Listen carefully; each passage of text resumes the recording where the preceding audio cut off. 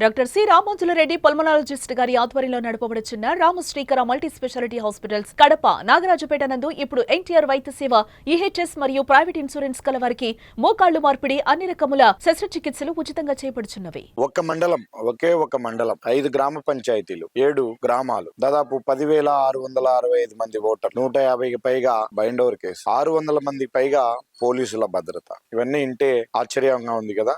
ఒక మండలానికి జరుగుతున్న ఎలక్షన్ లో జరుగుతున్నటువంటి కసరత్తుకు సంబంధించిన స్టాటిస్టిక్స్ ఇవి. అది ఎక్కడో కాదు, పులివెందుల నియోజకవర్గం పులివెందుల మండలానికి జరుగుతున్న ఉప ఎన్నికలకు సంబంధించి ఇప్పటి వరకు ప్రచారంలో 2 పార్టీలు హోరెత్తిస్తున్నాయి. అక్కడ డూ ఆర్ డై అన్నట్లుగా 2 పార్టీలు చాలా ప్రతిష్టాత్మకంగా ఈ ఎన్నికను తీసుకోవడంతో పల్లెలో కూడా ఒక పండగ వాతావరణం కనిపిస్తుంది. ఎక్కడ చూసినా కూడా ఎన్నికల జాతరను తలపిస్తున్నాయి. మీకు ఇది అర్థం కావాలంటే ఒకే ఒక పాయింట్ లో చెప్తా. మొత్తం పులివెందుల మండలంలో ఉన్న ఓటర్లు 10,661 మంది. కానీ ప్రతిరోజు 10,000 మంది 2 పార్టీల తరపున పార్టీ కార్యకర్తలు ప్రచారంలో పాల్గొంటూ ఉన్నారంటే అర్థం చేసుకోవచ్చు మీరే. బయట నుంచి ఎంతగా నాయకులు కార్యకర్తలు వచ్చి పులివెందుల మండలంలో ఆయా పార్టీల తరపున ప్రచారం చేస్తూ ఉన్నారో దీన్ని బట్టి మనకు స్పష్టంగా అర్థమవుతుంది. ఒక్కొక్క పార్టీ తరపున ఒక్క రోజులో అన్ని గ్రామాల్లో కలిపి 5,000 మంది దాకా ప్రచారంలో పాల్గొంటూ ఉన్నారు. ఎక్కడ చూసినా కూడా గుంపులుగా వస్తూ ఉన్నారు. డోర్ టు డోర్ క్యాంపెయిన్ చేస్తున్నారు. కొన్ని చోట్ల విందులు వినోదాలు ఏర్పాటు చేస్తున్నారు. మరికొన్ని చోట్ల కుల సంఘాల మీటింగులు పెడుతూ ఉన్నారు. ఒక జనరల్ ఎలక్షన్ కు ఒక నియోజకవర్గానికి జరుగుతున్నటువంటి ఉప ఎన్నికకు చేసినంత కసరత్తు కంటే ఇంకా ఎక్కువ కసరత్తు ఇప్పుడు అక్కడ జరుగుతూ ఉంది. కాకపోతే టీడీపీ ఎప్పుడైతే పోటీ పెట్టాలి అని నిర్ణయించుకున్నదో ఆ రోజు నుంచి కూడా పులివెందుల జెడ్పీటీసీ ఉప ఎన్నిక రసవత్రంగా మారబోతుందని అందరూ ఊహించారు. కాకపోతే ఊహించిన దానికంటే కూడా ఇప్పుడు ఇంకా ఎక్కువగా అక్కడ ప్రచారం జరుగుతూ ఉంది. 2 పార్టీలు భారీగా నాయకులను కార్యకర్తలను మోహరించారు. వేలాది వాహనాలు ఇక్కడ చూసినా కూడా పులివెందుల్లో హల్చల్ చేస్తూ ఉన్నాయి. పార్టీల జెండాలు మైకులు పాటలతో హోరెత్తిస్తూ ఉన్నారు. మరో 2 రోజులు మాత్రమే సమయం ఉండడంతో ప్రచార హోరు మరింతగా పెరిగింది. ఇప్పటి వరకు అక్కడ జరిగినటువంటి వ్యవహారాలకు సంబంధించి మనం ఒకసారి మాట్లాడుకుంటే 2 పార్టీలు కూడా ఏకంగా ఒకరిపై ఒకరు భౌతిక దాడులకు దిగడానికి కూడా వెనుకాడడం లేదు. అలా ఇప్పటి వరకు జరిగినటువంటి కేసుల్లో దాదాపు 200కు పైగా కేసులు నమోదైనట్టుగా మనకు పోలీసుల నుంచి సమాచారం అందుతుంది. ఇందులో 60 మంది పైన అత్యాయత్నం కేసులే నమోదయ్యాయంటే అక్కడ గొడవలు ఏ స్థాయిలో జరిగాయో మనం అర్థం చేసుకోవచ్చు. ఇక మరో 150 మంది వరకు ఉన్నటువంటి కొంతమందిని గుర్తించి వారిపైన బైండోవర్ కేసులు కూడా పోలీసులు నమోదు చేశారు. దాదాపు ఇప్పుడు ప్రజెంట్ ఉన్నటువంటి సిచ్యుయేషన్ లో 600 మంది పోలీసులు పులివెందుల మండలంలో ఎలక్షన్ క్యాంపెయిన్ కు సంబంధించి భద్రతా ఏర్పాట్లలో డ్యూటీలో ఉన్నారని పోలీసు అధికారులు చెప్తూ ఉన్నారు. అంటే 5 పంచాయతీలలో మొత్తము 15 పోలింగ్ కేంద్రాల పరిధిలో 600 మంది పోలీసులు అంటే ఏ రేంజ్ లో అక్కడ పోలీసుల భద్రతను ఏర్పాటు చేశారో చేయాల్సిన అవసరము అక్కడ ఏ విధంగా ఏర్పడిందో కూడా మనకు అర్థమవుతూ ఉంది. అయితే ఈ రోజు కొంత ప్రశాంత వాతావరణంలోనే అక్కడ ప్రచారం జరిగింది. నిన్న మొన్నటి వరకు కూడా ఎక్కడ పడితే అక్కడ అలజడులు చెలరేగుతూ వచ్చాయి, గొడవలు జరుగుతూ వచ్చాయి, దాడులు జరుగుతూ వచ్చాయి. కాకపోతే పోలీసులు పూర్తి స్థాయిలో నిఘా పెట్టడంతో పాటు ఎక్కడ కూడా అనుమతి లేకుండా ప్రచారం చేయకూడదని నిబంధనను గట్టిగా ఫాలో అవుతూ ఉన్నారు. మరోవైపు పోలీసుల భద్రతను కూడా పెంచడంతో సైలెంట్ గా 2 పార్టీల నాయకులు చేస్తూ ఉన్నారు.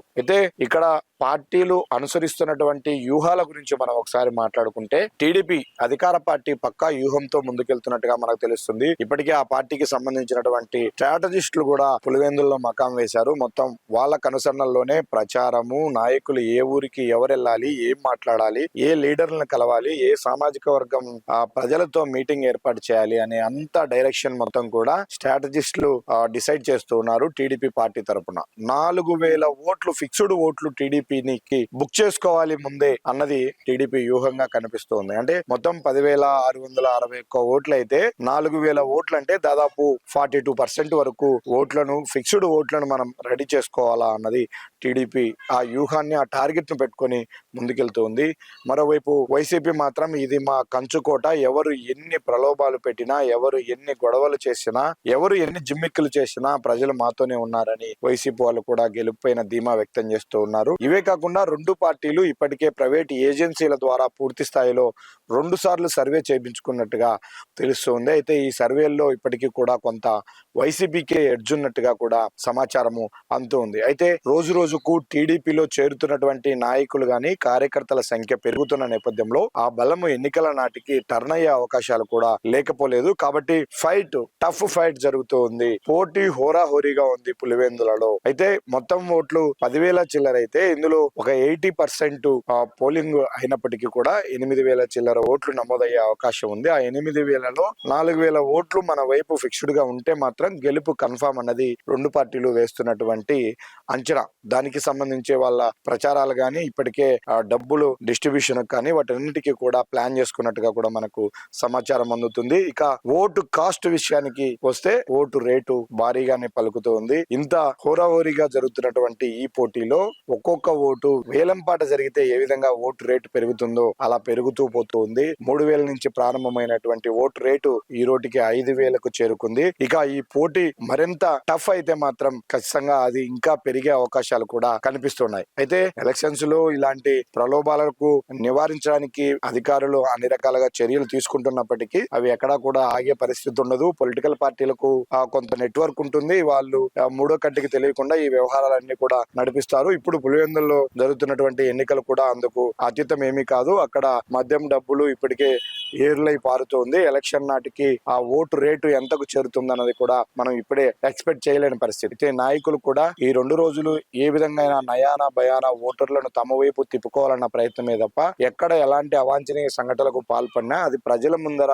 సేమ్ అయ్యే అవకాశం ఉంటది. అది ఓటింగ్ సమయానికి మైనస్ అయ్యే అవకాశం ఉంటది. కాబట్టి ఆ కోణంలో లేదు. కానీ నివురుగప్పిన నిప్పులాగా ఇప్పటికీ ప్రతి గ్రామంలో కూడా వాతావరణం అక్కడ కొనసాగుతూనే ఉంది. ఎప్పుడు ఏ క్షణం ఏం జరుగుతుందో అన్న ఒక భయాందోళన అయితే ప్రజల్లో ఉంది. ఈ 2 రోజుల పాటు కూడా ఇదే ప్రశాంత వాతావరణం కొనసాగితే మాత్రం ఎన్నికల రోజు కూడా అదే సుహృద్భావ వాతావరణంలో ప్రజలందరూ ఓటు హక్కు వినియోగించుకోవడానికి అవకాశం లభిస్తుంది. ఇప్పుడు నాయకులు చేస్తున్నటువంటి 2 పార్టీలు చేస్తున్నటువంటి స్ట్రాటజీలు కావచ్చు, వాళ్ళు అమలు చేస్తున్నటువంటి వ్యూహాలు కూడా మరికొంత స్పీడ్ పెంచే అవకాశం ఉంది ఈ 2 రోజుల్లో.